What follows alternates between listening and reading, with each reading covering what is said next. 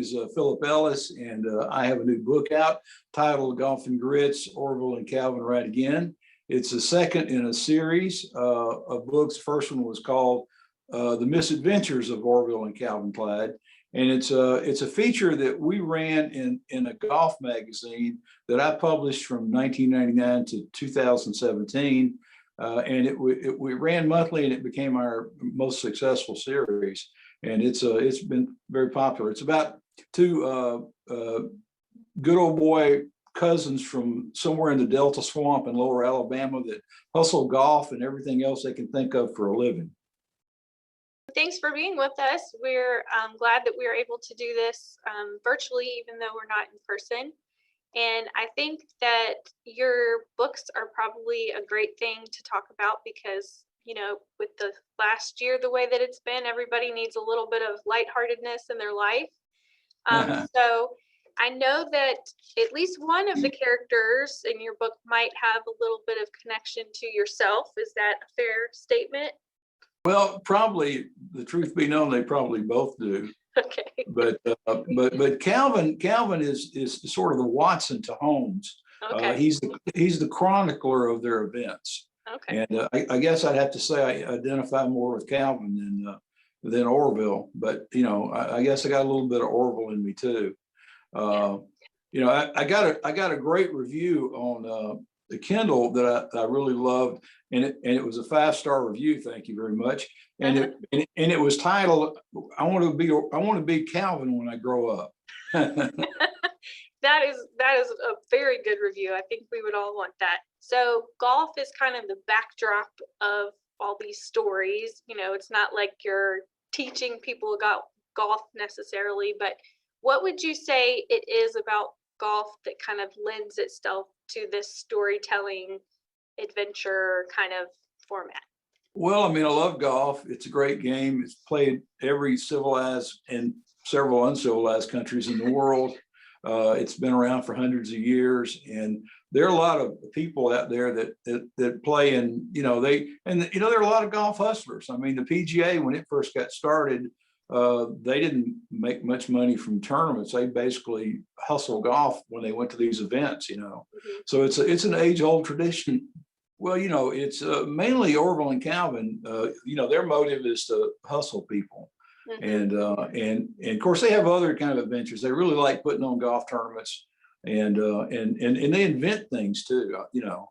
But they mainly focus on learning enough about people to beat them out of their retirement checks is their goal, you know. One of my favorite stories. I actually use a lot of my relatives' names in this thing. God forgive me for doing that, or hopefully they would forgive me. But I like to do that. And they have all these cousins, and they had this one cousin called Horrible Harry, who was a little kid, and he hustled people out of their lunch money and that sort of stuff. And they decided that they would put on some golf tournaments for juniors so they could hustle their parents out of some money. So they recruited Harry to come be their centerpiece for the tournament, and it of course was pretty funny, I think. Yeah. That's great. So when you were putting these columns together into your first book, was this an idea that you had kind of always wanted to do, or did somebody come to you and say, "Hey, I love all these. It would be great if you put them together in like the collection," or how did that process kind of come together? Well, yeah, I was kind of encouraged to do it, and you know, I mean, I had them available, although I had to do a lot of editing on them. But you know, they were available, and people just love these things. And I mean, they may not remember my magazine, but they remember Orville and Calvin, you know. And sometimes they get their names wrong, but I know what they're talking about when they ask me about them. But yeah, the first one was good, and we had, you know, we had a great learning experience. You know, I've discovered it's harder to sell books than it is to write them, I think. But this is a very complicated process to do this, unless you're a big star like Patterson or somebody like that, where they pay you millions of dollars and you got a bunch of grunts that run around and do all the stuff I'm doing right now. But unfortunately, I'm out here on my own for the most part.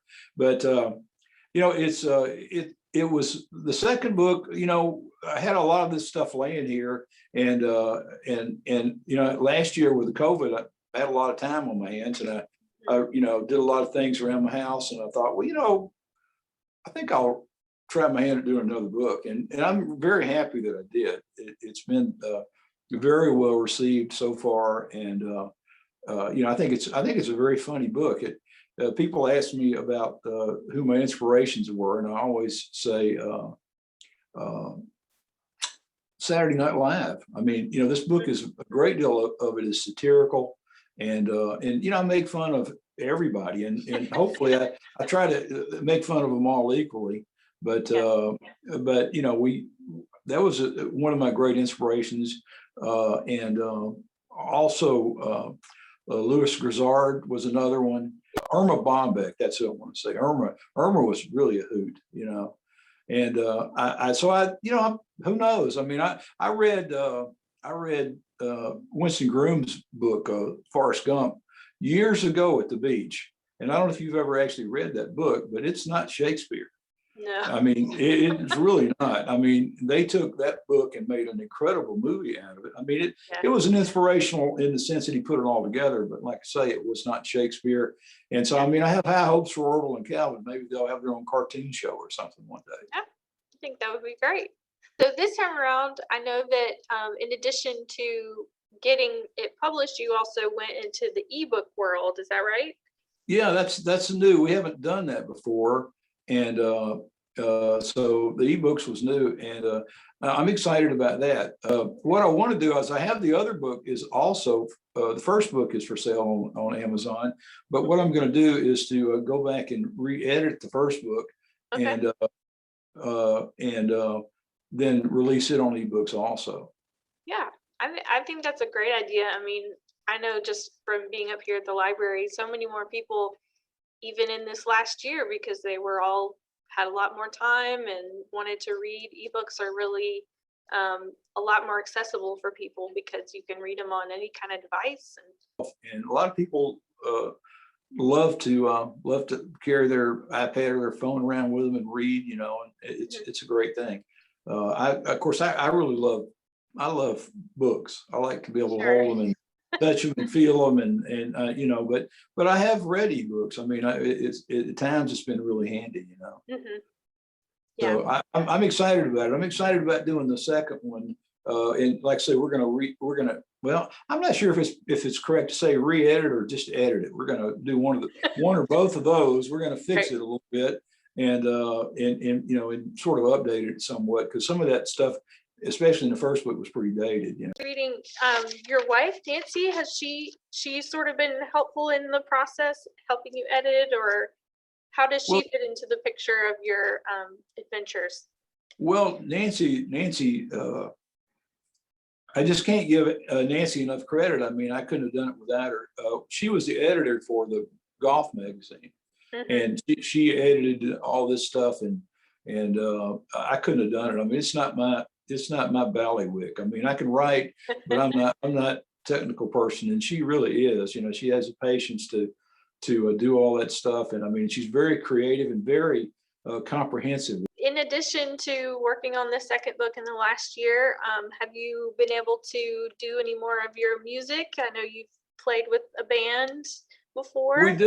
We do. Yeah, we play all the time. As a matter, we play actually in this room I'm sitting in. This is my office / music room, and we have a band called the Bongo Kings, and we do volunteer work for hospitals and nursing homes and places like that. In fact, we do.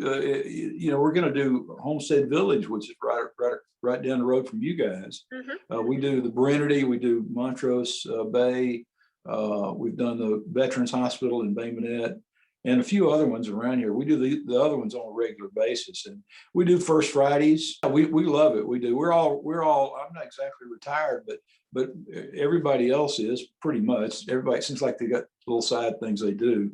But so we have a lot of spare time, and we really enjoy playing, and we enjoy. It's a great feeling to go to people that are really shut-ins. A lot of them are and can't get out, and especially during the the virus. I really enjoyed doing this, and people always ask me how I come up with these crazy tales of golf and grits, and my my standard answer is it's the remnants of a misspent youth, But I had so much fun writing these things. I mean, when I first started, I tried to sort of reinvent the process every month, and that kind of didn't work out. So I started doing what a lot of authors that create characters. I looked at things like Star Trek and Wagon Train and different series, and realized that what they did was they had a cast of characters that did what they did every episode, and all you have to do is plug in an event. So what I started doing was I started looking for events, and I mean, I had in the first book I had things on. I can't remember the name of the show, the one where they had all the beautiful women come down with the suitcases, and you. Oh yeah, Yeah, they would I can't open them remember. up and show the little. Yeah, Yeah. yeah, yeah. What And was they had that? the other one. I don't remember the name of this one either, but they had one where they were on an island or something, and I had them do that on I think it's called Crab Island, out in the bay, and they that was pretty funny. So I just started looking for happenings that I could just bring Orville and Calvin, and I created a whole cast of characters too. I mean, they have their own beer, Old Mildew Light. They have their favorite television station, which is all Elvis all the time. It's WUHH. And, whoa, Yeah. and it created this little world that they live in, and it's been fun to do. I want to do some more. All right. Well, thank you so much for joining us for our local author chats. And Great. everybody can find your book on Amazon and local golf retailers. And I'm sure we're going to get a copy in the library as well. So. Well, yeah, I hope you do. I really, I'm just overwhelmed with the idea of having something I wrote in the library. Exciting for me. So thank you so much for taking the time to do this.